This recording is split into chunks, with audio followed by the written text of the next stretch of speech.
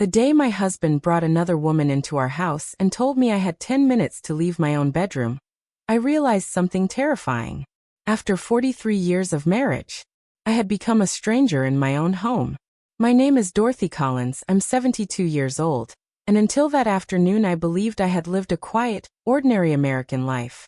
But the moment my husband walked through that front door with a woman half my age, dragging a pink suitcase behind her like she already belonged there, my entire life cracked open like thin glass. And if you think that moment was the worst part, trust me, it wasn't. But before I tell you what happened next, do me a small favor. If you enjoy real stories about resilience, betrayal, and women who refuse to be broken, subscribe to this channel and stay with me until the end, because what happened after that day shocked everyone, including the man who thought he had destroyed me. Now let me take you back to the moment it began. It was a Tuesday afternoon in late October. I remember because I was standing in the kitchen kneading dough for apple pie. The smell of cinnamon filled the house, the same way it had every autumn for decades. Our home in Ohio wasn't fancy, but it was warm, tidy, and full of memories. Every curtain had been chosen by me. Every dish in the cabinets had been washed by my hands. Every room carried pieces of my life. I heard the front door open. "Dorothy," my husband called casually. His voice sounded unusually cheerful. I wiped my hands on a towel and stepped into the hallway. That's when I saw her. A tall woman in tight jeans and a red coat stood beside my husband Robert. She looked maybe 40, 45 at most. Her blonde hair was styled like she'd just walked out of a salon. She didn't look embarrassed. She didn't look nervous. She looked comfortable, like she had already imagined herself living there. Robert cleared his throat. "Dorothy, this is Vanessa." The woman smiled politely, like we were meeting at a church social instead of my own front door. I waited for the rest of the explanation. It didn't come. Instead, Robert said something that made the blood drain from my face. "Vanessa is going to be staying here from now on." The words hung in the air. I stared at him, certain I had misheard. "Staying here?" I asked slowly. Robert sighed like I was being difficult. "Yes. And before you start making a scene, let's keep this simple." Then he glanced at his watch. What he said next shattered 43 years of life in less than 10 seconds. "Dorothy, I need you to clear out the master bedroom. Vanessa will be using it." I felt my heart begin to pound. "Robert, what are you talking about?" He shrugged. "I'm talking about your wife." Vanessa shifted her weight slightly, but said nothing. Robert looked me directly in the eyes. "You've got 10 minutes to move your things. After that, you can take the storage room in the back. It's empty." The storage room. The small windowless space where we used to keep holiday decorations. For a moment, I genuinely thought he was joking. But then Vanessa walked past me and into the house, like she owned it. She ran her fingers along the staircase railing. "Oh, Robert," she said sweetly. "This place is adorable. My place. My home. My life." Robert stepped closer to me and lowered his voice. "You've been boring for years, Dorothy. I deserve to be happy now." Those words hit harder than anything else. 43 years. 3 children. 2 grandchildren. And suddenly I was a burden he wanted stored away like old furniture. I stood there frozen as Vanessa walked into my living room, examining everything like she was deciding what she wanted to keep. "Oh, this couch has to go," she said lightly. Then she pointed toward the kitchen. "And the dishes, they look ancient." Ancient. I had bought those dishes in 1987. Robert looked at me again. Clock's ticking. 10 minutes. 10 minutes to pack up a life. But what Robert didn't know, what neither of them understood, was that the house they were so eager to take from me was hiding a secret that would soon make both of them beg me for mercy. But before that happened, they took everything from me. And I mean everything. And what Vanessa did in my kitchen that night was the moment I realized. My husband hadn't just betrayed me. He had declared war. When my husband told me I had 10 minutes to leave my own bedroom, I thought the humiliation couldn't possibly get worse. I was wrong, because the woman he brought into my house wasn't satisfied with taking my room. She wanted everything that belonged to me. And Robert, the man I had spent 43 years loving, stood there and let her do it. I wish I could tell you I argued. I wish I could say I screamed through something or demanded dignity. But shock is a strange thing. It freezes you before it frees you. So instead, I quietly walked past them and went upstairs to the bedroom I had shared with Robert since 1986. The same bedroom where our children had jumped on the bed during snow days. The same bedroom where I had sat beside him through fevers, layoffs, and sleepless nights when money was tight. Now suddenly, it wasn't mine anymore. I opened the closet slowly. Half the clothes hanging there were his. The other half were mine. I grabbed a suitcase from the top shelf and began folding my sweaters with trembling hands. From downstairs I could hear Vanessa talking. "Oh, Robert, we should definitely repaint the walls," she said brightly. "Paint the walls. Like the house was already hers." Robert chuckled. "Yeah, Dorothy never liked changing things." I stopped folding for a moment. 43 years. And that's what I had become to him. A woman who never liked changing things. I finished packing quietly. 10 minutes later I carried the suitcase downstairs. Vanessa was standing in the kitchen. My kitchen. She had already opened the cabinets. "Oh," she said casually, holding one of my mixing bowls. "These are kind of old, don't you think?" Old. The bowl had belonged to my mother. Robert didn't even look at me when I set the suitcase near the door. "You move your stuff to the storage room?" he asked. "I'm about to," I said softly. Vanessa leaned against the counter like she had lived there for years. "Robert, can we clear out some of the pantry space tonight?" she said. "I cook a lot." Cook. I had cooked every meal in that house for 4 decades. Robert nodded immediately. "Yeah, good idea." Then he finally looked at me. "You should take your dry food with you," he said. "Take my food. To the storage room." Like I was moving into a shelter instead of the back of my own home. The storage room was exactly how I remembered it. Cold. Windowless. Bored. The only furniture inside was a metal shelf and an old folding chair. This was where my husband had decided I belonged. I placed my suitcase in the corner and sat down slowly. Through the thin wall I could hear Vanessa laughing in the kitchen. That laugh. Light. Carefree. Like she had just won something. And maybe she thought she had. Because over the next few hours, she began taking more. First it was the kitchen. I heard drawers opening, cabinets slamming. "Robert, we should get rid of half this stuff," she said loudly. "These pans are ancient." Those ancient pans were the same ones I had used to cook Thanksgiving dinners for our children. Then came the living room.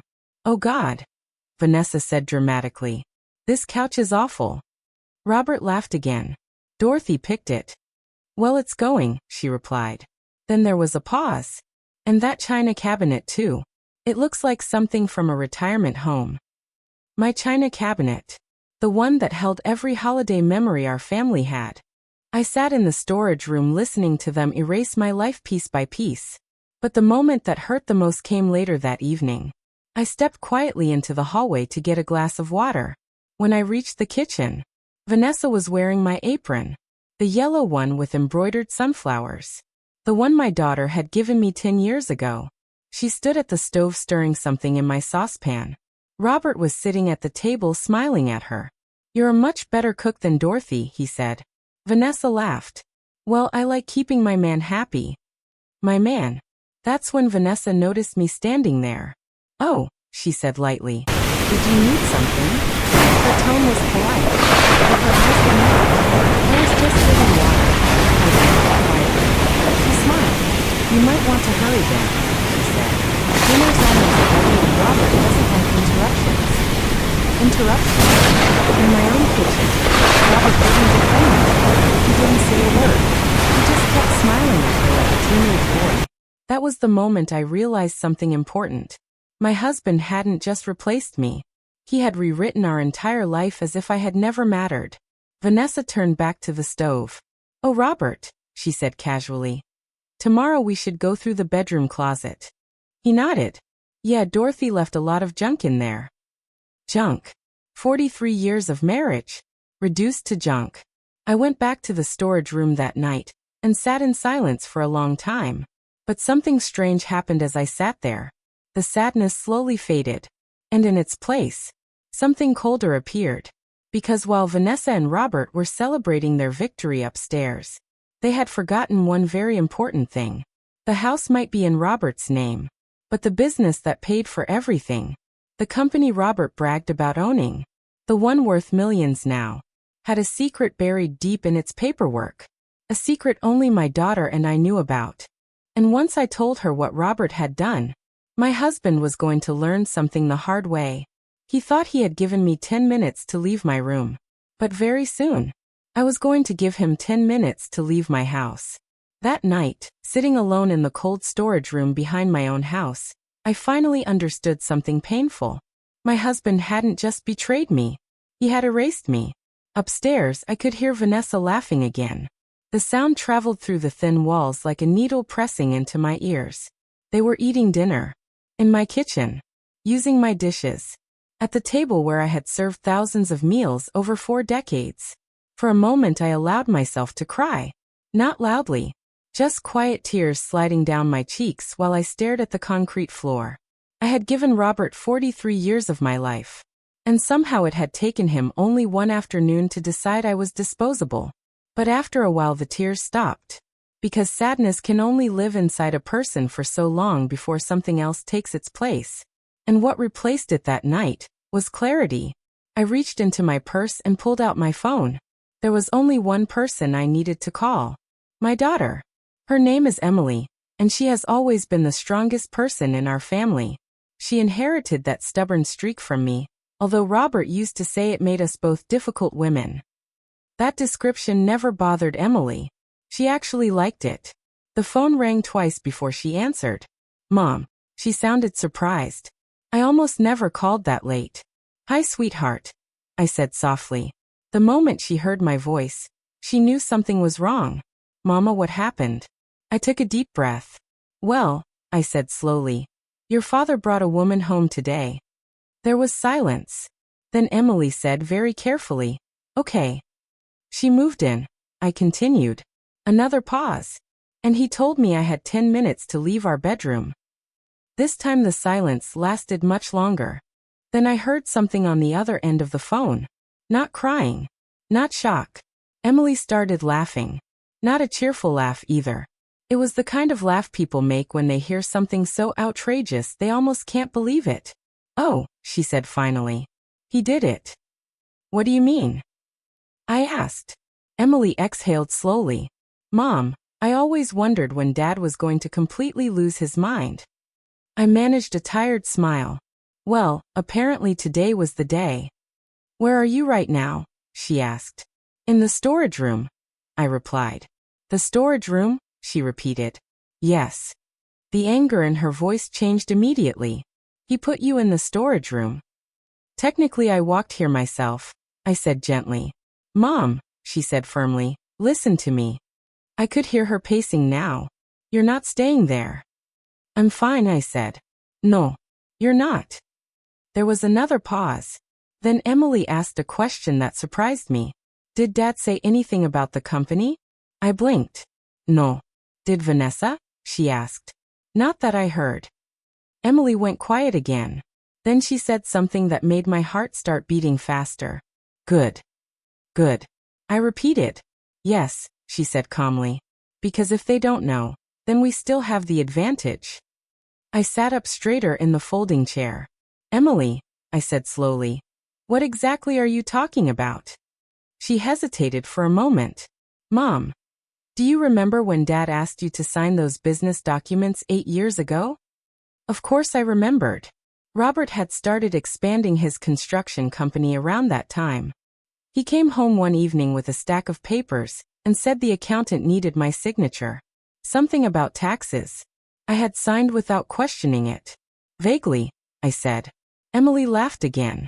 Oh my God, she said. He really never checked, did he? What didn't he check? I asked. Mom, she said carefully. Those weren't just tax documents. I felt a chill run through me. Then what were they? Emily stopped pacing. When she spoke again, her voice was calm. Very calm. They were ownership papers. I blinked. Ownership of what? Of the company, she said. For a moment the room felt completely silent. I could hear my own breathing. Emily, I whispered. Robert owns that company. No, she replied. He thinks he does. My heart began to pound. Sweetheart, what are you saying? Emily spoke slowly. I'm saying that legally, on paper, the majority of Dad's business. She paused. Is you. I felt like the floor had disappeared beneath me. That can't be right, I said. Oh, it's right, Emily assured me. I helped Dad's accountant file those documents. I remember because I asked him about it afterward. What did he say? Emily sighed. He said Dad wanted to protect the company from lawsuits, so he transferred 51% of ownership to you. 51%. The majority. The control. Suddenly my mind started racing. Robert had spent years bragging about his company. The one that now had multiple contracts across 3 states. The one worth millions. And all this time, legally, it belonged to me. Emily spoke again. Mom, does Dad's girlfriend know about this? I don't think so, I said. Does Dad? I doubt it. Emily laughed softly. Well, she said, that's about to become a very interesting conversation. Upstairs I heard Vanessa's heels clicking across the floor. The sound echoed down the hallway. She was walking through my house like she owned it. But suddenly, I realized something. Maybe she didn't. Emily's voice broke my thoughts. Mom, she said. How much time did Dad give you to leave the bedroom? 10 minutes. Well, she said calmly, I think it's only fair that eventually, you give him the same deal. I sat there in the storage room thinking about that. 10 minutes. The same humiliation. The same shock. And for the first time since Robert brought Vanessa into our home, I smiled. Because my daughter and I had just realized something very important. Robert had declared war. But he had done it without realizing who actually owned the battlefield. And tomorrow morning, I was going to start preparing the move that would destroy everything he thought belonged to him. But what Vanessa did to me at breakfast the next day was the moment I decided I wasn't just going to take my house back. I was going to take everything. Part 4 gets even more intense. Because the next morning Vanessa tried to throw something away that meant everything to me. And that's when the real revenge plan began. The morning after my husband moved his girlfriend into my house, I woke up in the storage room with a stiff neck and a heavy silence around me. The little folding chair had turned into my bed sometime during the night. My suitcase sat in the corner beside the old Christmas boxes, and for a moment I had to remind myself that this wasn't a nightmare. This was my life now. Or at least, that's what Robert and Vanessa believed. But something inside me had changed after my conversation with my daughter Emily the night before. The shock was still there, yes, but it had been replaced with a quiet, steady determination. Because now I knew something they didn't. Robert might think he owned everything. But legally he didn't. I stood up slowly, stretched my aching back and walked toward the hallway. The house was already awake. I could smell coffee. For 43 years I had been the one making coffee in that kitchen every single morning. Robert liked it strong, 2 sugars, no cream. I used to place the cup in front of him before he even sat down. That habit ended yesterday. When I stepped into the kitchen, Vanessa was standing at the counter wearing another one of my aprons. This one was blue. Robert was sitting at the table scrolling through his phone, looking perfectly relaxed. Like nothing unusual had happened. Vanessa turned and saw me. "Oh, good morning," she said with a polite smile that didn't reach her eyes. Robert barely glanced up. "Morning," he muttered. For a few seconds nobody said anything. Then Vanessa picked up a small cardboard box sitting on the counter. And my stomach dropped. I recognized that box immediately. It held the small photo albums I kept in the kitchen drawer. Old family pictures. Our kids when they were little, Christmas mornings, birthdays, vacations. 40 years of memories. Vanessa opened the box and flipped through the photos with mild curiosity. "Wow," she said casually. "These are ancient." Robert chuckled. "Yeah, that was a long time ago." Vanessa held up one picture. It was a photo of Robert and me standing in front of this very house the day we bought it. I remembered that day clearly. We were both younger, hopeful, proud of what we had built together. Vanessa studied the photo for about 2 seconds. Then she shrugged. "Honestly, we should probably throw these away." Throw them away. My chest tightened. Robert shrugged too. Yeah, nobody's gonna want those. Nobody. I walked closer to the counter slowly. That box belongs to me, I said calmly. Vanessa looked at me with a slightly amused expression. Oh, I didn't realize you were still keeping them. Still keeping them. Like memories had an expiration date. I am, I replied. She smiled sweetly. Well, you might want to take them to the storage room then. Robert laughed again. You better grab anything you want to keep, he added. We're gonna start cleaning the house this week. Cleaning the house, which apparently meant removing every trace of my existence. I picked up the box without saying anything, but as I turned to leave the kitchen, I heard Vanessa say something that stopped me in my tracks. Oh, Robert, she said thoughtfully. What about the company office? He looked up. What about it? Well, she continued, if we're reorganizing the house, maybe we should reorganize the business too. Robert leaned back in his chair. What do you mean? Vanessa stirred her coffee slowly. I mean, you've been doing things the same way for years. Maybe it's time to update some things. New management style, new structure. Robert seemed to like the idea. Yeah, he said. Maybe. Then Vanessa glanced toward the hallway where I was standing. You know what they say. Sometimes you have to get rid of the old stuff to make room for the new. Old stuff. I carried the box of photos back to the storage room without responding, but my mind was working hard. Because Vanessa had just confirmed something important. She thought the company belonged to Robert, which meant she had no idea about the ownership papers. And Robert clearly hadn't bothered to check them either. That realization changed everything. I placed the photo box carefully beside my suitcase and pulled out my phone. Emily answered almost immediately. Morning, Mom. They're already redecorating my life, I told her. She sighed. I figured. They're talking about reorganizing the business too, I added. There was a short pause. Then Emily said something very calmly. Well, that's going to be awkward for them. I smiled slightly. I was thinking the same thing. Mom, she continued. I checked the records again this morning just to be sure. And you're still the majority owner. 51%. Control. Authority. Robert's empire. Built on paperwork he never bothered to read.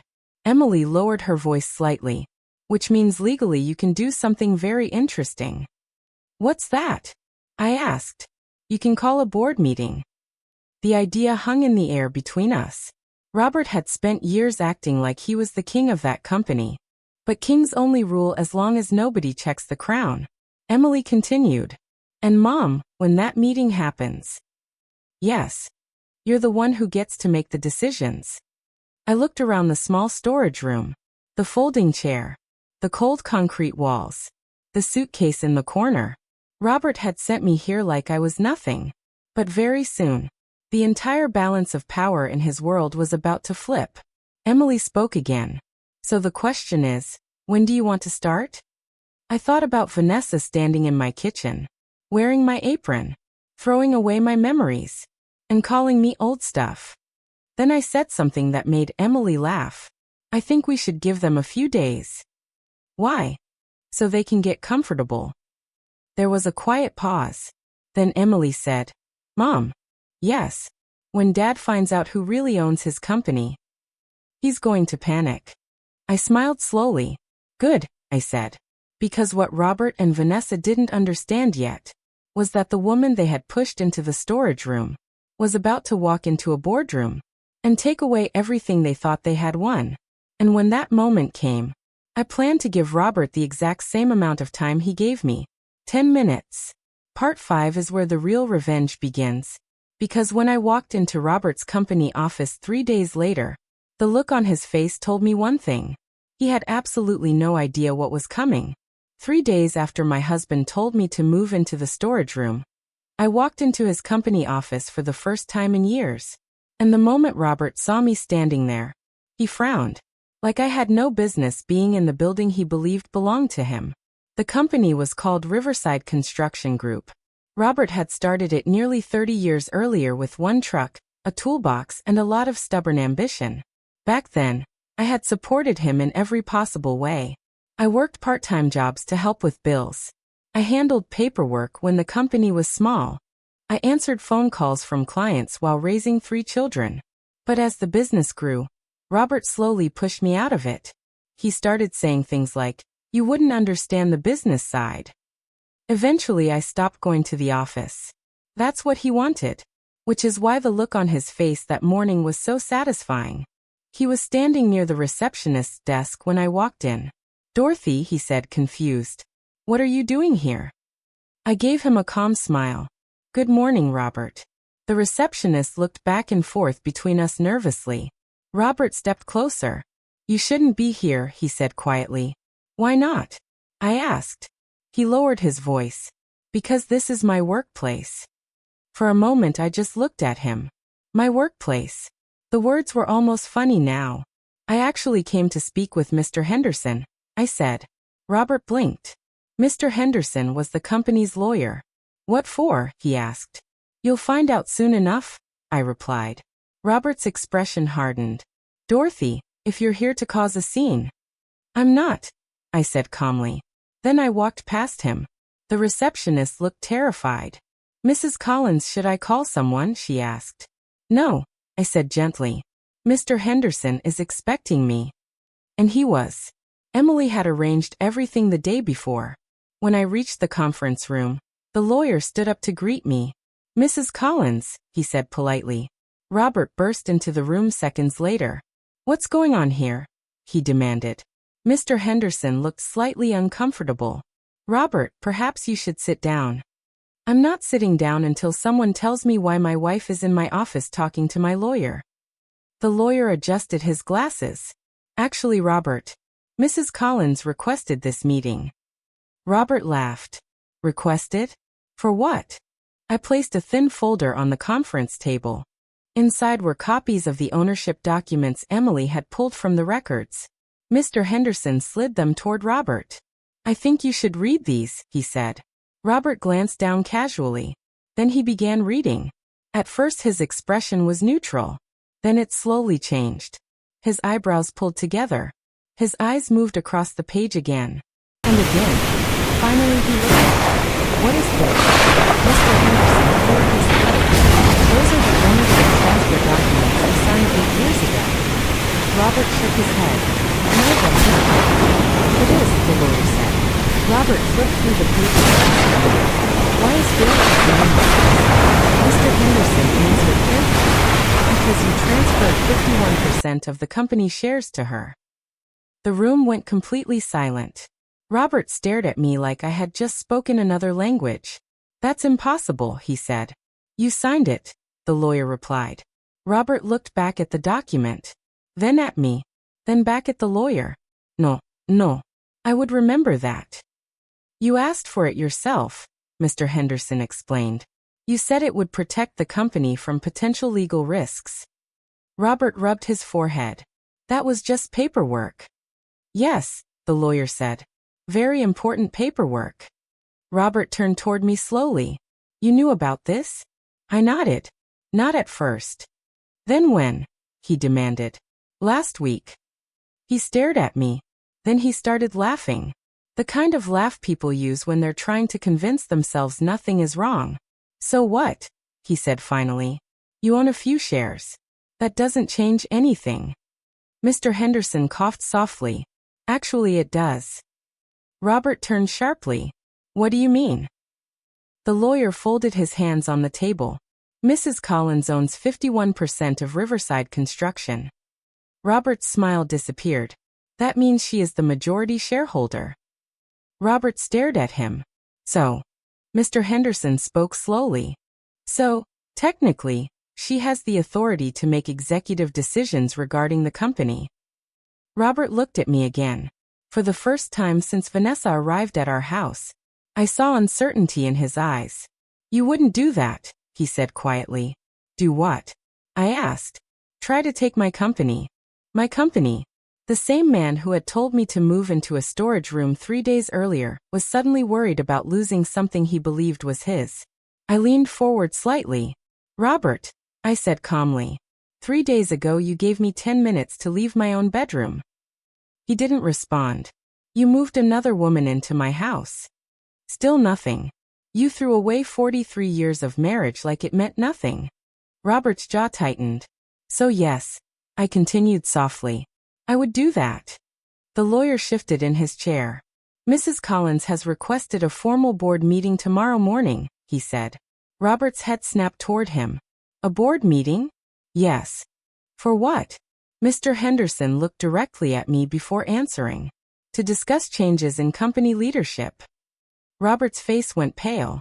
You can't be serious. I stood up slowly. Oh, Robert, I said. You wanted to reorganize things, didn't you? His hands tightened on the table. You're bluffing. Am I? He didn't answer. Because deep down, he was starting to realize something terrifying. The quiet woman he had pushed into a storage room had just walked into his office and taken control of the empire he believed belonged to him. But what Robert didn't know yet was that the real shock was still coming. Because when Vanessa found out what had happened at that meeting, she did something so desperate. It forced me to move the revenge plan much faster than I intended. The night after I walked into Robert's office and shattered the illusion that he owned his company, I returned home quietly. The house was unusually silent when I stepped through the front door. No music. No television. No Vanessa laughing in the kitchen like she had been doing for the past few days. Just silence. Which told me one thing. Robert had already told her. I walked down the hallway toward the storage room, still carrying the small folder of documents from the meeting. My hands were steady now. The nervous woman who had cried in that room 3 nights earlier felt like a different person. Something inside me had hardened. Because the moment Robert saw those papers in the office, I knew one thing with certainty. He was afraid. And fear makes people do unpredictable things. I placed the folder beside my suitcase and sat down on the folding chair again. The same chair Robert thought would become my permanent seat in this house.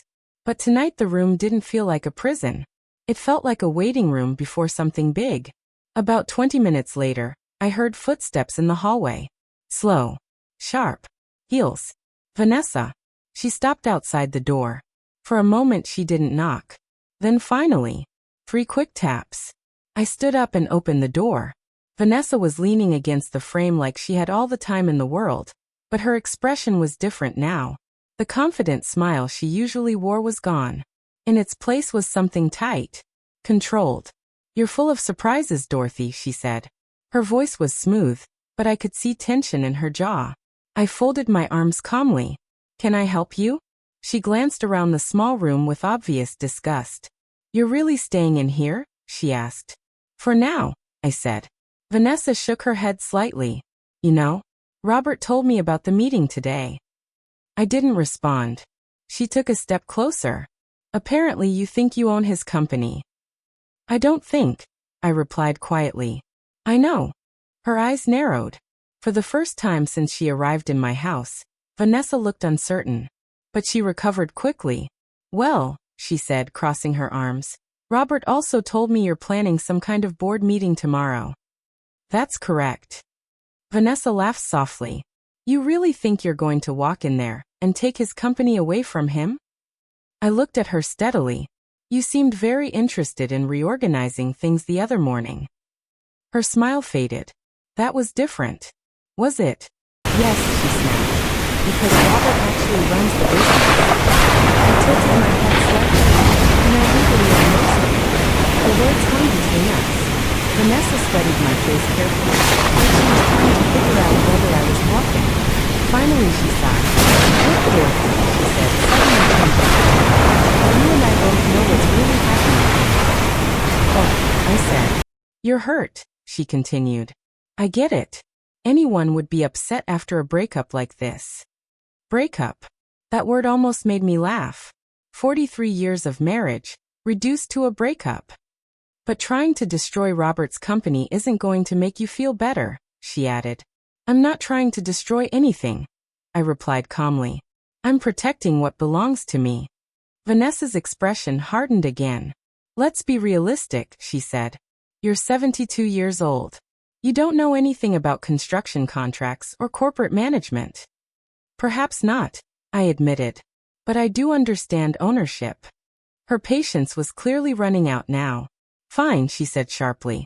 If you really want to play this game, go ahead. But Robert built that company.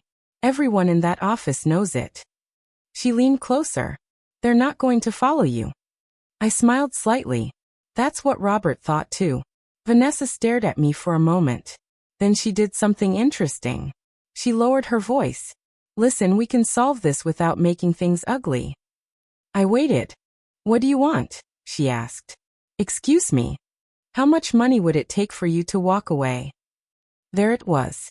The real reason she had come down to the storage room. She thought I was doing this for a payout. I'm not selling anything, I said calmly. Vanessa sighed impatiently. Everyone has a price, Dorothy. Not everyone. Her eyes hardened again. You're making a mistake. Am I? Yes. She straightened up and crossed her arms again. Because if you try to humiliate Robert tomorrow, things are going to get very uncomfortable for you in this house. I looked at her quietly. This house? Yes. You mean the one I've lived in for 43 years? Vanessa smiled coldly. Robert might not have forced you out yet. But don't forget whose name is on the property deed. That was true.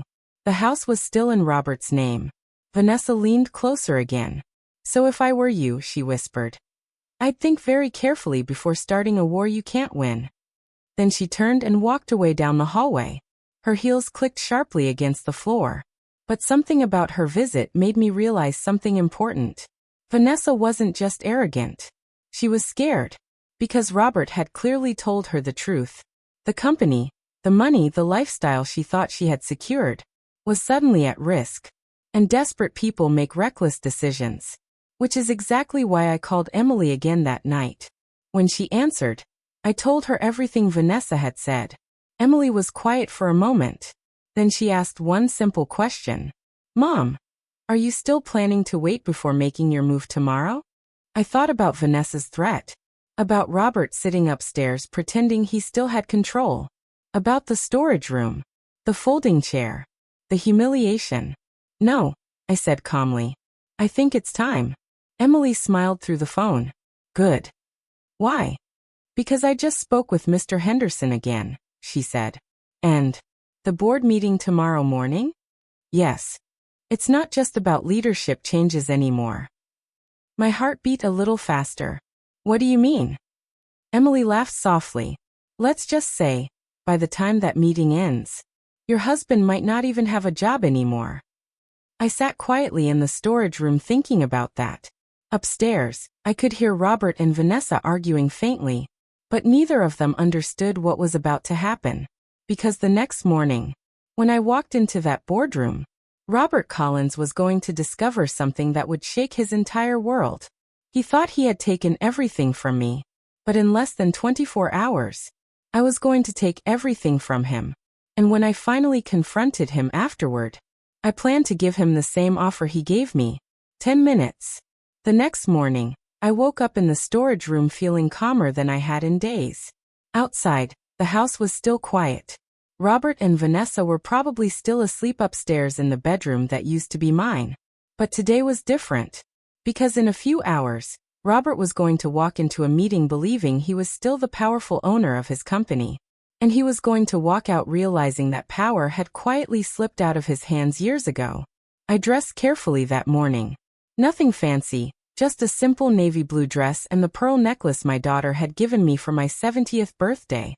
When I looked in the mirror, I didn't see the broken woman Robert thought he had left behind. I saw someone who had finally stopped apologizing for existing. Before leaving, I passed through the kitchen. Vanessa was already there. She was pouring coffee into Robert's mug, wearing my sunflower apron again. Robert sat at the table, looking tense. His hair was slightly messy like he hadn't slept well. The moment he saw me, his jaw tightened. Where are you going? He asked. To a meeting, I said calmly. Vanessa scoffed. The little board meeting? Yes. Robert leaned back in his chair. You're wasting everyone's time. I smiled politely. We'll see. Vanessa crossed her arms. You really think a bunch of executives are going to suddenly follow you instead of Robert? I guess we'll find out, I replied. Robert stood up suddenly. You're making a fool of yourself, he said. Am I? Yes. I looked at him for a moment, remembering the name he had said. Then I said something quietly. Robert, you gave me 10 minutes to leave my own bedroom. He said nothing. So today, I continued calmly, I'm simply attending a meeting of Vanessa rolled her eyes. This is ridiculous. Maybe it was. But 30 minutes later, I walked into the conference room at Riverside Construction Group and realized something important. Everyone was already there. The senior managers, the finance director, 2 board advisors, and Mr. Henderson. When Robert arrived 5 minutes later, he froze in the doorway. The room was full. What's all this? He asked. Mr. Henderson gestured toward a chair. Please sit down, Robert. Robert looked around the table. This is unnecessary, he said. Everyone here already knows I run this company. I sat quietly at the other end of the table. Mr. Henderson cleared his throat. Today's meeting was requested by the majority shareholder. Robert waved his hand dismissively. Yes. Dorothy's little paperwork misunderstanding. A few people in the room exchanged glances. Mr. Henderson slid a folder across the table again. These documents confirm the ownership structure. Robert didn't even look at them this time. I've already seen them. Then you understand the situation, the lawyer said calmly. Robert shrugged. Sure. My wife technically owns some shares. 51%, Mr. Henderson corrected. Robert frowned slightly. That doesn't mean she runs the company. The lawyer folded his hands. Actually, it does. Robert laughed. No, it doesn't. Yes, Mr. Henderson replied. It does. The room went quiet. Robert looked around the table. Come on, he said. You all know how this works. I built this place. No one responded. The finance director finally spoke. Legally, the majority shareholder appoints executive leadership. Robert stared at him. You're kidding. No. Robert turned toward me slowly. You planned this. I met his eyes calmly. No, I said. You did. His face darkened. Stop playing games. I'm not. Mr. Henderson spoke again. Mrs. Collins has requested a vote regarding the position of CEO. Robert's chair scraped loudly against the floor. This is insane. But the vote happened anyway. One by one, hands went up around the table. Not because people disliked Robert, but because they understood the law. And the law said the majority owner had the authority. When the final vote was counted, the room felt very still. Mr. Henderson spoke carefully. The board has agreed to remove Robert Collins as CEO of Riverside Construction Group. Robert stared at him. What? You are no longer acting chief executive. Robert's face went pale. And who exactly replaces me? He asked bitterly. Mr. Henderson turned toward me. Mrs. Dorothy Collins. The silence in the room felt enormous. Robert looked at me like he had never truly seen me before. You can't do this, he whispered. I already did, I replied calmly. His hands trembled slightly. This company is my life. I stood up slowly. Robert, I said gently, you should have thought about that before you decided I didn't deserve a room in my own house. He said nothing. For the first time in 43 years, Robert Collins looked powerless. But the real shock was waiting for him at home. Because when Vanessa found out what had happened in that boardroom, she didn't just get angry. She exploded. And what she did next forced me to make my final move. The one Robert would never forget. Because that night, I was finally ready to give him the same offer he once gave me. 10 minutes. When Robert walked back into the house that evening, the front door slammed so hard the walls shook. I was sitting quietly in the living room. My living room. The same couch Vanessa had complained about 3 days earlier was suddenly very comfortable again. For the first time since she arrived, I wasn't hiding in the storage room. I was sitting exactly where I belonged. And I was waiting. Robert stormed into the room looking like a man who had just watched his entire world collapse. His tie was loose, his face pale, and the anger in his eyes was almost frightening. Behind him, Vanessa hurried inside. She looked even more furious. You lost it? She shouted the moment the door closed. Robert threw his briefcase onto the floor. I didn't lose it. Oh really? She snapped. Because that's exactly what it sounds like. I stayed silent, watching them. Vanessa pointed toward him. You told me that company was yours. It was. Robert yelled. Then why did they vote you out today?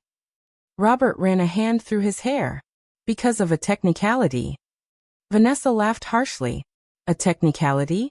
Robert, they made her the CEO. Her finger suddenly pointed directly at me. And she's sitting right there. Robert turned and finally noticed me on the couch. For a moment, he just stared. You're enjoying this, he said quietly. I folded my hands calmly. I'm observant. Vanessa marched into the living room. You ruined everything, she shouted at me. Vanessa, Robert warned. No, she snapped. She needs to hear this.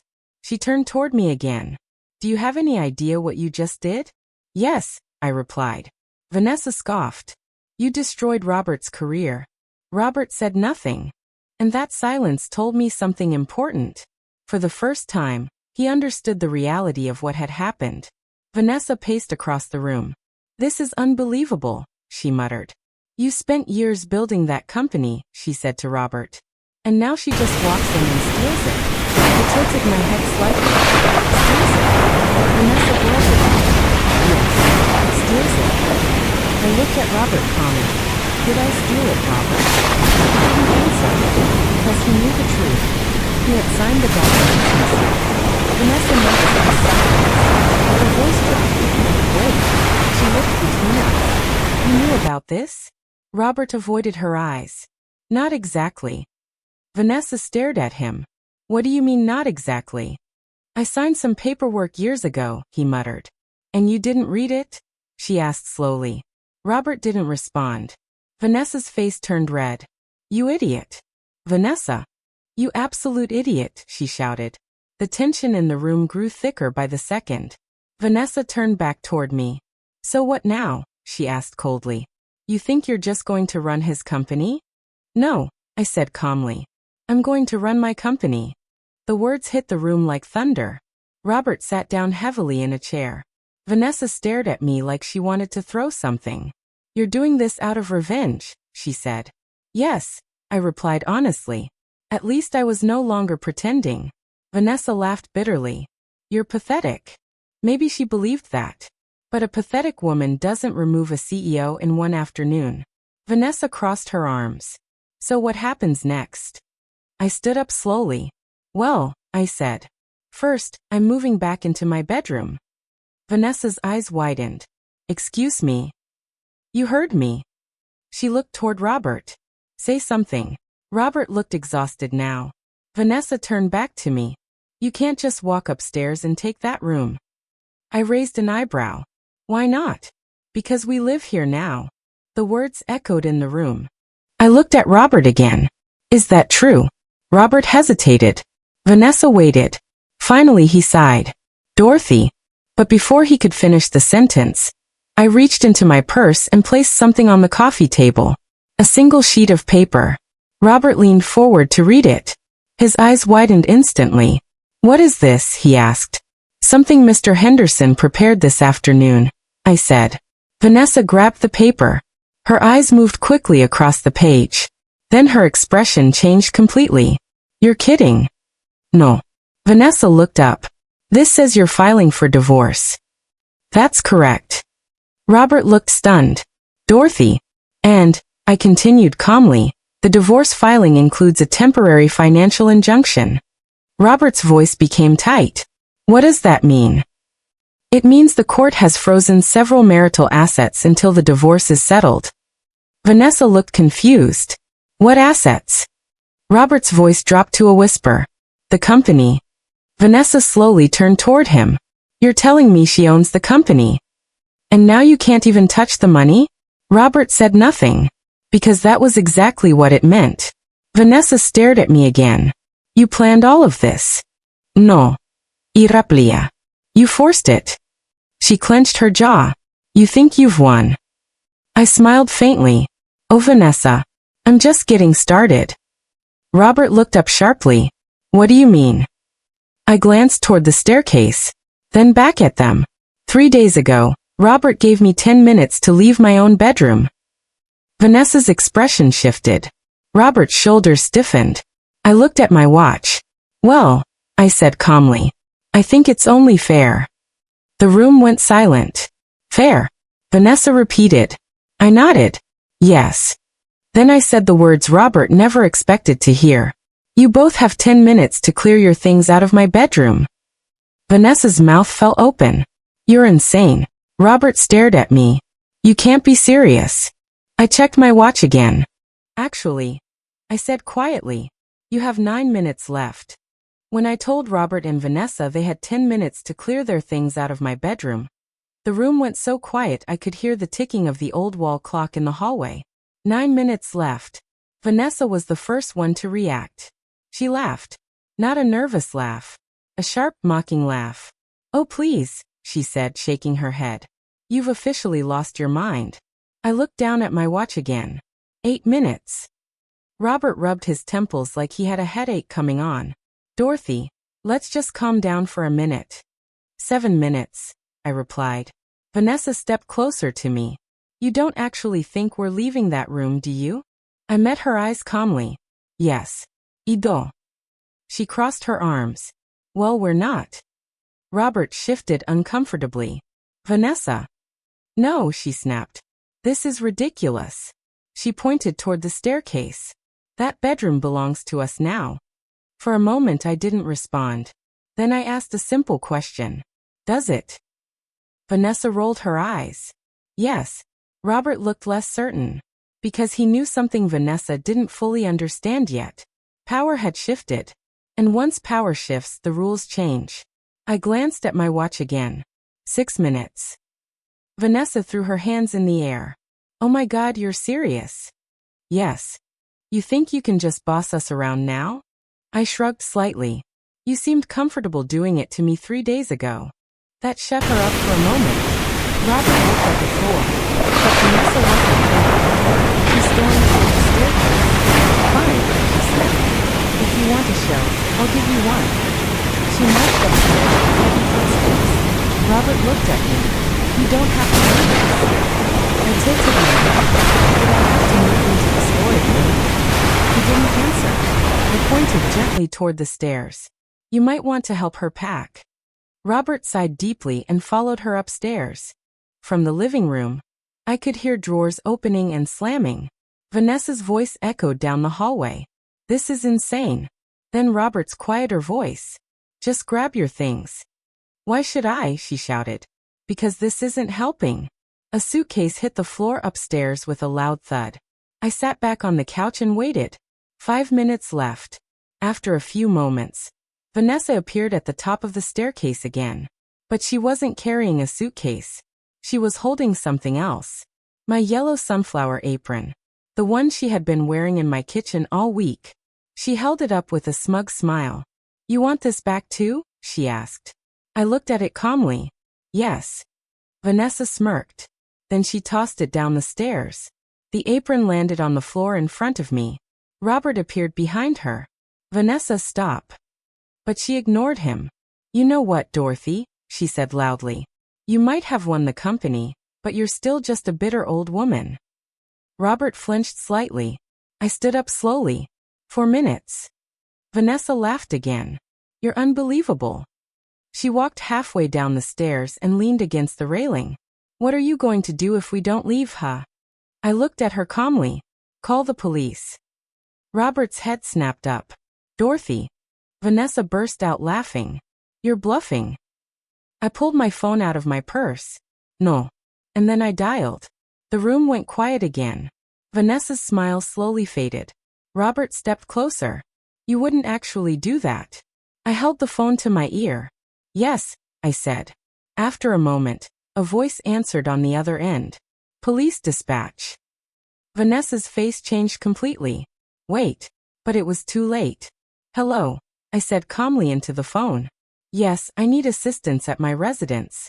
2 individuals are refusing to leave a room in my home after being asked multiple times. Vanessa looked stunned. Robert looked defeated. Within seconds, Vanessa started whispering angrily to him. Hang up the phone. But I continued speaking calmly to the dispatcher. When the call ended, I placed the phone back in my purse. Robert sat down heavily on the stairs. You really called them? Yes. Vanessa looked like she might explode. You're humiliating us. I shook my head gently. No, Vanessa. You did that yourselves. 3 minutes later, we heard the sound of a car pulling into the driveway. Vanessa went pale. You're unbelievable, she whispered. Robert just stared at the floor. Because deep down he understood something now. This wasn't about anger anymore. This was about consequences. A firm knock sounded at the door. I walked over and opened it. 2 officers stood outside. Good evening, ma'am, one of them said politely. Good evening, I replied. How can we help tonight? I stepped aside and gestured toward the staircase. There are 2 people in my home refusing to leave a room that belongs to me. The officers exchanged a glance. Then they stepped inside. Vanessa stood frozen halfway down the stairs. Robert looked like a man who had aged 10 years in one afternoon. And suddenly, the power in the house had completely shifted. But the most unforgettable moment was still waiting. Because in just a few minutes, Robert Collins was going to walk out of this house with a suitcase in his hand, while I stood in the doorway watching him leave. And what I said to him before the door closed was something he would remember for the rest of his life. When the police officers stepped into the house, the atmosphere changed instantly. Just a few minutes earlier, Vanessa had been laughing at me. Now she stood halfway down the staircase looking like someone had suddenly pulled the ground out from under her feet. Robert sat on the steps, his shoulders slumped, staring at the floor. One of the officers approached calmly. Good evening, he said. We received a call about a domestic situation. I nodded politely. Yes, officer. Thank you for coming. The officer glanced around the room. Can you explain what's going on? I gestured toward the staircase. My husband and his guest have been asked to remove their belongings from my bedroom and relocate their things. They've refused. The officer looked toward Robert. Sir? Robert stood up slowly. It's complicated. Vanessa stepped forward immediately. This is ridiculous, she said sharply. This is his house. The officer raised a hand gently. Ma'am, let's slow down for a second. The second officer walked toward the staircase. So whose bedroom are we talking about? I answered calmly. The master bedroom upstairs. Robert rubbed his face tiredly. It used to be ours, he muttered. Vanessa pointed toward me again. She's just trying to humiliate us. The first officer looked at me. Ma'am, are you asking them to leave the house entirely or just the room? For tonight, I said calmly. I'm asking them to leave the room and gather their belongings. Robert sighed. Vanessa, just pack the suitcase. Vanessa looked at him like he had betrayed her. You're seriously giving in to this? Robert didn't respond. Because the truth was finally sinking in. Everything had changed. The power he thought he had in this house, in his company, in his life, had slipped away. Vanessa threw her hands up in frustration. Unbelievable. She stomped upstairs again. This time she returned carrying a suitcase. Robert followed quietly behind her with another suitcase. The officers waited patiently near the door. I stood in the living room watching the 2 of them come down the staircase together. Just 3 days ago, Robert had stood in this same house and told me I had 10 minutes to leave the bedroom. Now the situation had reversed completely. Robert stopped at the bottom of the stairs. He looked tired, older, almost like he had finally realized how badly he had miscalculated everything. Vanessa dropped the suitcase near the door. Her anger hadn't faded at all. You think you've won, she said bitterly. I looked at her calmly. This isn't about winning. Oh please, she snapped. Robert spoke quietly. Vanessa, enough. She turned toward him in disbelief. You're defending her now? I'm accepting reality, he replied. Vanessa shook her head and grabbed the suitcase handle. This whole situation is insane. Maybe it was. But sometimes the truth feels insane when people finally face the consequences of their own choices. Robert walked slowly toward the door. Before he stepped outside, he turned to look at me one last time. For a moment, neither of us spoke. Then he said something quietly. I never thought you'd do something like this. I held his gaze. You never thought I had the strength. He didn't argue, because deep down he knew that was true. For years he had seen me as the quiet wife who cooked dinners, folded laundry, and stayed out of his business. But people change when they're pushed too far. Robert picked up his suitcase. Vanessa opened the front door impatiently. The cool evening air drifted into the house. Robert stepped outside first. Vanessa followed. Just before the door closed, I said one last thing. Robert. He turned back. Yes. I looked at him calmly. 3 days ago you gave me 10 minutes to leave my bedroom. He nodded slowly. I remember. Well, I said softly. I hope you enjoyed your 10 minutes. Vanessa scoffed and pulled him toward the driveway. The police officers gave me a polite nod before stepping outside as well. And just like that, the house became quiet again. But this time the silence felt peaceful. I closed the door and leaned against it for a moment. For the first time in days, I felt something I hadn't expected. Relief. Not anger. Not revenge. Just relief. Later that night, I walked upstairs to the master bedroom. My bedroom. The bed was slightly messy, the closet doors open, but it was still the same room where my life had unfolded for decades. I placed my suitcase in the corner and opened the window. Fresh air filled the room. Downstairs, the house creaked softly the way old homes do at night. And I realized something important. Losing everything had forced me to rediscover something I had forgotten. My own strength. Robert thought he had erased me. Vanessa thought she had replaced me. But in the end, the woman they pushed into the storage room was the same woman who walked back into her bedroom and reclaimed her entire life. And if there's one lesson I learned from all of this, it's this. Never underestimate a quiet woman who has finally decided she's had enough. Because once she stands up, there's no putting her back in the corner again.